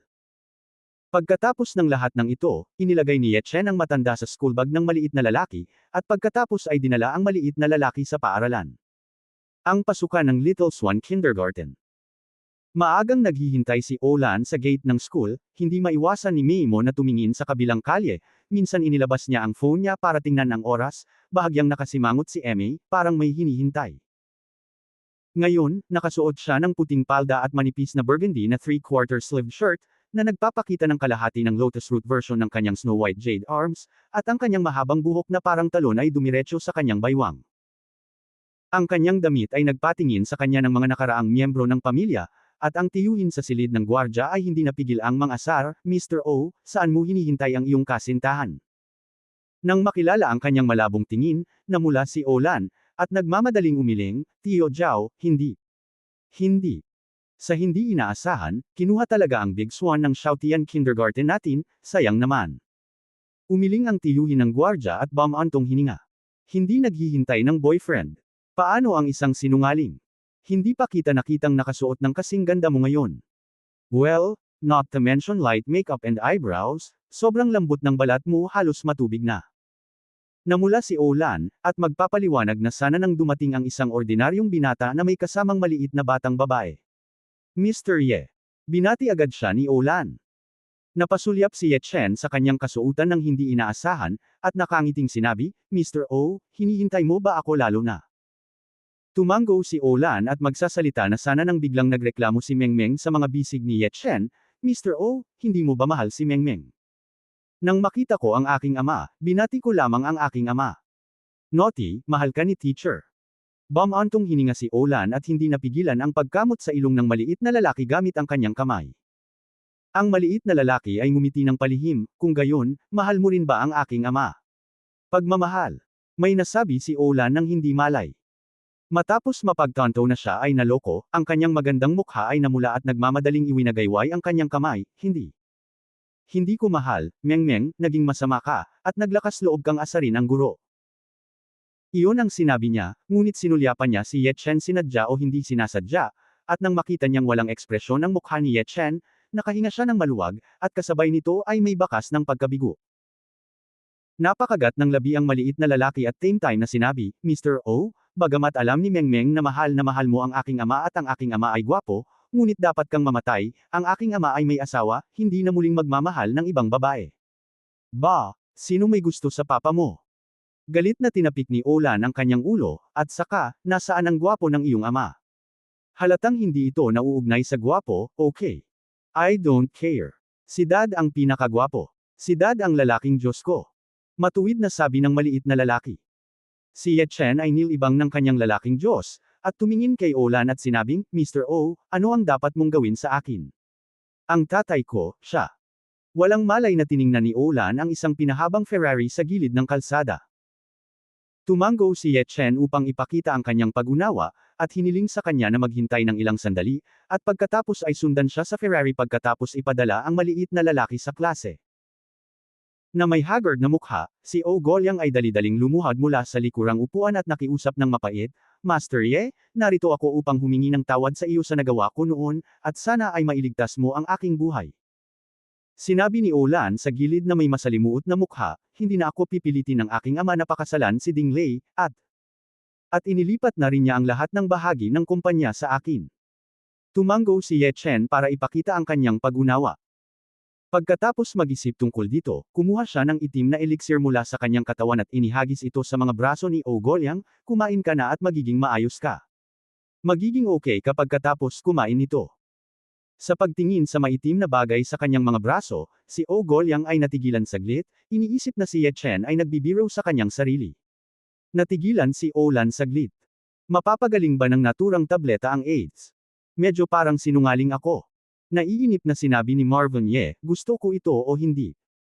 Kumain ako, kumain ako. Kinagat ni O Golyang ang kanyang mga ngipin, nilunok ang itim na tabletang panggamot, at sinabing may mapait na mukha, bakit may amoy? Maalat. Magiging maayos ka kapag bumalik ka at hinailam mo ang iyong tiyan minsan. Kung nag-aalala ka, maaari kang pumunta sa ospital para sa isang check-up pagkatapos mong hilahin ang iyong tiyan. Sabi ni Ye Chen na may hindi natural na ekspresyon. Masasabi ba niya na ang itim na elixir na ito ay gawa sa ihi ng mga ninuno ni Huang Quan? Sa mga salita ng mga ninuno, anong mga kwalifikasyon mayroon ng isang mortal sa pag-inom ng mga tabletas ng gamot? Ito ay karapat-dapat lamang na inumin ang ihi ng aking ninuno, at ito rin ay nagpapagaling sa lahat ng mga sakit. Pagkatapos sabihin ito, lumabas si Ye Chen sa kotse nang walang anumang intensyon na manatili. Ibinuko ni O Golyang ang kanyang bibig at magsasalita na sana, ngunit biglang nakaramdam ng colic sa kanyang tiyan, at nagmamadaling sinabi sa driver, bilisan mo, magmaneho, magtatatay ako. Ang hindi alam ng ilang tao ay nasa gilid ng kalsada na wala pang 200 metro ang layo mula sa Ferrari, isang lalaking nakakap ang tahimik na inilagay ang kamera, at pagkatapos ay umupo sa isang itim na Bentley. Pangkat ng Shenghua. Isang gwapong binata ang maingat na tumingin sa mga larawan sa harap ng mesa, na lahat ay mga larawan ng grupo ni Ye Chen at Olan, na may malungkot na ekspresyon sa kanyang mukha. Ang asong iyon. Binaligtad ng binata ang mesa na may malungkot na ekspresyon sa kanyang mukha, ang young master na ito ay hinahabol ka ng parehong bulaklak at diamante. Mabuti kung hindi mo ito tatanggapin. Talagang nakikipag-usap at nakikipagtawanan ka sa isang mahirap na bata, at napakalapit mo. At si O Golyang, isang matandang lalaki na nangako na ipakasal sa akin ang aking anak noong una, ngunit ngayon ay pinagsisisihan niya ang kawawang batang ito. Huminga ng malalim ang binata, at malamig na tumingin sa kanyang mga nasasakupan na nanunood, humayo ka, humanap ka ng mga taong pumatay sa akin sa batang iyon, at patayin mo ako kahit ang mga kamag-anak niya. Avril Cosmetics Co. Limited. Pagkatapos umalis sa kindergarten, dumiretso si Ye Chen sa kumpanya. Dahil sa kanya ang kumpanya, kailangan niyang ipagpatuloy ito para kumita siya. Pagkatapos ng lahat, dapat bigyang pansin ang batas ng kayamanan at pakikasama sa paglilinang.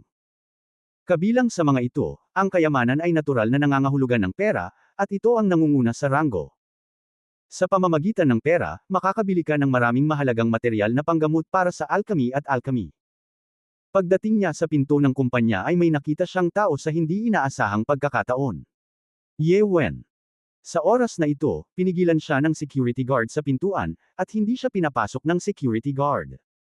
Sumimangot si Ye Chen at naglakad palapit. Nang makita siya ng security guard ay agad itong sumaludo at nakangiting sinabing, Ye Dong. Anong problema? Tumingin si Ye Chen kay Ye Wen na nasa tabi niya, at nagtanong. Ilang araw ko na siyang hindi nakikita, medyo masama ang kutis niya, parang hindi siya nakatulog ng maayos. Hindi alam ng security guard ang relasyon ni Ye Wen at Ye Chen, ngunit matyagang nagpaliwanag. Ye Dong, sinabi ng babaeng ito na dati siyang empleyado ng aming kumpanya, at sinabi rin niya na may nahulog dito. Kung gusto mong pumasok at kunin ito, susundin ko ang mga regulasyon sa pagpasok at paglabas ng kumpanya na hiniling sa kanya na kunin ang kanyang ID card ng empleyado, ngunit hindi niya ito mailabas. Nagmamadali akong umalis noong nakaraan at naiwan ang ID card ko sa drawer ng opisina. Binigyan ni Ye Wen si Ye Chen ng masalimuot na tingin, napakagatlabi sa labi. Kung may pagpipilian siya, ayaw na niyang bumalik sa lugar na ito, lalo na si Ye Chen. Sa mga araw ng pagkatanggal sa trabaho, siya ay nasa masamang kalagayan, sa galit, kahihiyan, at kahihiyan. Ang pinsan na paulit-ulit kong minamaliit, ang pinsan na itinuturing kong basura, ay paulit-ulit na binubugbog ang kanyang sarili sa mukha, tulad ng mansyon sa Kowloon Bay, ang listahan ng 500,000 set ng mga pampaganda, at ang isa na naging sariling kumpanya. Tagapangulo. Sa pag-iisip nito, mahigpit na kinuyam ni Ye Wen ang kanyang mga kamao, puno ng galit ang kanyang puso. Noong araw na dinala kita sa kumpanya para sa isang interview, bakit ka na late? Bakit magsuot ng hindi angkop na suit? Kung hindi mo ito gagawin, hindi naman siguro ako magdaramdam sa'yo, paano pa kaya ang sunod-sunod na mga bagay? Hindi alam ni Ye Chen kung ano ang iniisip niya sa oras na ito, kaya lumingon siya sa security guard at sinabing, talagang empleyado siya ng kumpanya natin noon, papasukin mo siya. Pagkatapos noon, itinaas niya ang kanyang paa at naglakad papasok sa kumpanya. Halika, Yedong, dahan-dahan lang. Ang security guard ay nambobola sa likod ni Ye Chen, hindi alintana kung nakikita niya ito o hindi. Nang makita ito, mas nakaramdam ng pait si Ye Wen sa kanyang puso, at pagkatapos mag-alinlangan, pumasok siya at naglakad papunta sa opisina ng sales department. Noong araw na siya ay tinanggal, siya ay nagmamadaling umalis, at ang kanyang ID card ay nasa loob nito. Kahapon lang, nakahanap siya ng bagong kumpanya sa pamamagitan ng isang relasyon. Nang pumasok siya sa kumpanya, hiningi na lang niya ang kanyang ID card, kung hindi ay hindi na siya makakabalik sa malungkot na lugar na ito. Mula nang magsunog si Ye Chen ng 3 sunog sa araw na siya ay manungkulan, ang buong departamento ng pagbebenta ay naging ganap na tapat. Sa sandaling pumasok si Ye Wen sa opisina, lahat ng mata ay nakatuon sa kanya. Sandaling natigilan ang lahat, at pagkatapos ay iba ang ekspresyon ng kanilang mga mukha. Mayroong simpatiya, schadenfreude, at kahit puot. Isang babaeng empleyado na may magandang relasyon kay Ye Wen dati ay nakangiting bumangon at sinabing, Wen, sa wakas nakabalik ka na, sasabihin ko lang, kahit gaano kalupit si Director Ye, pinsan mo pa rin siya, at hindi siya magiging malupit. Ay! Bumalik ako para kumuha ng kung ano. Ibinaba ni Ye Wen ang kanyang ulo at nagpaliwanag, hindi nangangahas na tumingin sa mga mata ng lahat. Natahimik ng ilang segundo ang opisina, at agad namang kumaway ng kamay ang isang lalaking empleyado na nakasuot ng salamin at sinabing, kung gusto mong bilisan, huwag mong istorbohin ang trabaho natin. Shenbo, anong pinagsasabi mo? Madalas kang tinutulungan ni Wen. Hindi maiwasang mapatingin sa kanya ang dating babaeng empleyado. Hindi napigilan ni Shenbo ang pagngisi, tinulungan niya ako. Matagal na akong hindi niya gusto. Siya ang dating kasintahan ni Liu Feng, at lagi niya akong tinuturo. Sina Zhao Chen at Zhang Li ay 2 puta. Sinusundan din nito ang aso at ang mga tao. Ikaw. Galit na galit ang dating babaeng empleyado. Maganda ang sinabi ni Shenbo. Ang isa pang medyo chubby na lalaki ay nagsabi na may yin at yang ng yin at yang, may isang tao na talagang kamangha-mangha. Ang kanyang pinsan ay dumating upang magtrabaho sa kumpanya, hindi lamang siya hindi tumulong sa kanya, ngunit siya ay walang pakialam, at kahit na nagpanggap na hindi magkakilala, karapat-dapat siya ngayon. Oo, si Yedong ay nagbalat kayo bilang isang empleyado at pumunta sa aming departamento ng pagbebenta para sa isang mababang pangunahing inspeksyon. Itinuturing na siya ay may malinaw na pag-unawa sa ugali ng lahat. Napatunayan ng mga katotohanan na ang mga natanggal ay pawang mga hamak, at ang mga nananatili ay mga elite. Isang serye ng pangungutya ang umatake kay Ye Wen. Isang masakit na ilong lang ang naramdaman ni Ye Wen, at nagmamadaling tinakpan ang kanyang mga kamay gamit ang kanyang mga kamay at umungol, okay, don't you talk about it. Nandito lang ako para kunin ang mga gamit ko. Pagkasabi nito, tumakbo siya sa upuan sa harap niya, binuksan ang drawer, kinuha ang ID card niya, at tumakbo palabas ng opisina, umiiyak habang naglalakad. Matapos maubos ang kumpanya sa lahat ng oras, sa wakas ay hindi na napigilan ni Ye Wen na umiyak, nakaramdam lang siya ng hinanakit. Bakit iniisip ng lahat na ako ang may kasalanan? Saan ba ako nagkulang? Marvin Ye, bakit naging masama ang impression mo sa akin noong una? Kasalanan mo ang lahat.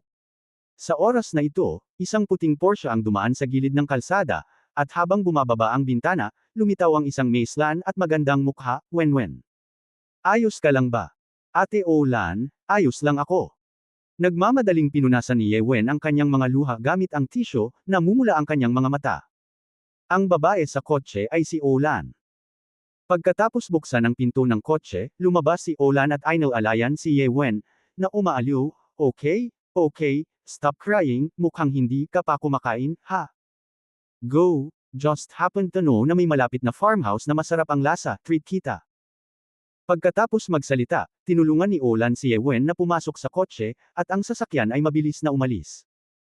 Ang hindi nila napansin ay isang itim na Mercedes-Benz ang sumunod na hindi nagmamadali.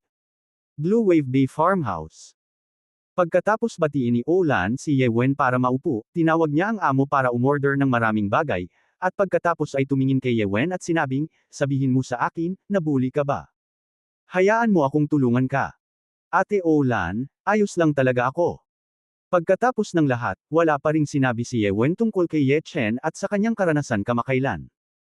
Nang makitang wala siyang sinabi, kinailangan ni Olan na sumuko at nakangiting sinabi, nahanap mo na ba ang iyong ID card? Kaka-take over lang ng kapatid ko sa kumpanya at wala pa rin siyang naiintindihan. This time, hihilingin ko sa iyo na pumunta sa kumpanya namin para maging head ng marketing department. Tutal, ikaw ay may karanasan na ako sa trabaho sa lugar na ito. Salamat, Ate Olan. Pasasalamat na sabi ni Ye Wen, lalo lang bumuti ang pakiramdam. Binigyan siya ni Olan ng isang puting tingin, at galit na sinabi, 1 o 2 araw na tayong hindi magkakilala. At saka, ang nanay ko ang iyong guro sa universidad, ang sarili kong pamilya, ano ang masasabi mo tungkol dito? Tumango si Ye Wen, iniisip si Ye Chen sa kanyang isipan, at may bakas ng puot. Ano ang maganda sa pagiging chairman? Sino ang nakakaalam kung gaano katagal ka maaaring maging isang chairman? Bagamat natanggal ako sa iyo, nakakita ako ng ibang kumpanya sa isang kisap mata, at nagsimula ako bilang pinuno ng departamento ng pagbebenta. Gusto kong magpasalamat sa iyo. Malapit na. Dinala ng may-ari ng farmhouse ang mga pinggan.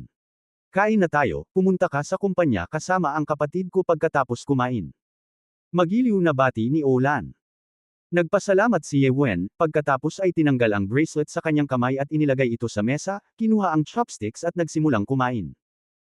Walang kamalay-malay na tiningnan ni Olan ang bracelet na puno ng 6 na butil, nagliwanag ang kanyang magagandang mata, wow, ang ganda talaga ng bracelet na ito. Guwapo. Natigilan si Ye Wen. Si Olan ay same time nang ngumiti, ang ganda talaga, saan mo nabili, at bibili si ate ng isang pares sa ibang araw. Masarap talaga ang pakiramdam niya. Bagaman ang pulse heiress ay konektado sa pamamagitan ng isang goma band, ang 6 na butil dito ay artificial na pinakintab, at ang texture ay maganda rin, na napakakapansin-pansin. Bukod pa rito, siya ay nakasuot ng magagandang damit at pagkain mula pa noong siya ay bata, ang kanyang ina ay isang propesor sa universidad, at ang kanyang ama ay nagpapatakbo rin ng isang kumpanya, kaya hindi niya gaanong pinapansin ang mga alahas na ginto at pilak. Ibinigay sa akin ng isang taong kinaiinisan ko. Naiinis na sinabi ni Ye Wen, at pagkatapos ay itinulak ang pulse heiress sa harap ni Olan, ate, kung gusto mo, kunin mo, hindi ito mahalagang bagay. Hanggat ito ay gamit ni Ye Chen, hindi niya ito gusto. Tungkol naman sa bracelet, itinago niya ito dahil hindi siya nakahanap ng pagkakataong ibalik ito kay Ye Chen.